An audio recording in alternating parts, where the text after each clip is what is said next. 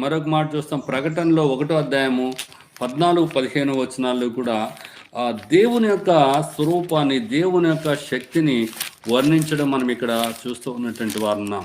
1వ అధ్యాయము 14 వచనం ప్రకటన. మరియు ఆయన తలయు తల వెంట్రుకలను తెల్లని ఉన్నిని పోలినవై హిమమంతా ధవళముగా ఉండెను. ఆయన నేత్రములు అగ్ని జ్వాల వలె ఉండెను. ఆయన పాదములు కొలిమిలో పుటం వేయబడి మెరైచున్న అపరంజితో సమానమై ఉండెను. ఆయన కంఠస్వరము విస్తార జల ప్రవాహముల ధ్వని వలె ఉండెను అని రాయబడింది. అంటే ఆయన ఎలాగున్నాడు? అగ్ని జ్వాల వలె అని దైవ గ్రంథం సెలవిస్తుంది. అగ్ని జ్వాల వలె.